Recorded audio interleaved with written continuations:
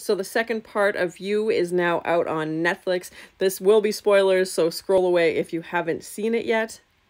To me, it felt like there was a big difference between the episodes that aired in the first half and the episodes we saw in the second half when they were released, and I'm glad they kind of broke them up that way so we had time to process and realize that there's been, you know, a huge difference and a huge shift.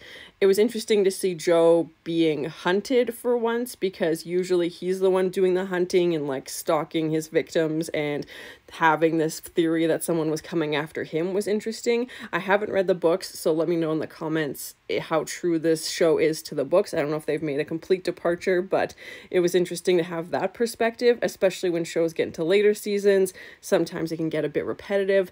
And then obviously we have in that second half of episodes finding out that, you know, Reese hasn't been there this whole time and Joe's just making it up in his head. And, you know, going back and watching those scenes now, you're going to realize, okay, obviously no one was there. And they showed a few clips of them talking and realizing, okay, yeah, he was talking to no one at dinner and no one was next to him that whole time. And it's definitely going to make rewatching a lot more interesting. And listening to Reese's book and just idolizing him and going down this rabbit hole. And they do show a scene where Joe hits his head on the cage, and that probably had a lot to do with it because his personality basically splits in half. I mean, I think you can argue either way that he was like this all along, and that just further emphasized what was going on. But I think it's a great example of storytelling and editing because the audience only sees what they want us to see, and you know, we just follow along with Joe, but he's an unreliable narrator, so we don't really get the full picture until later on.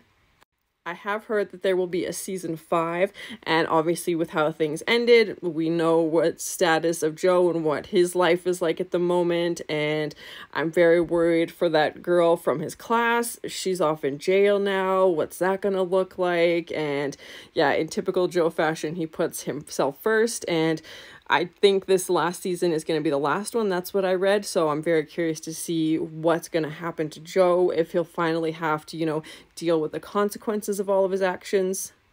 I like that we got to travel in this season, that we got to see London, and we had a whole bunch of new characters, obviously. But let me know in the comments what your thoughts are. What do you think the next season is going to have in store, and what do you think of the ending?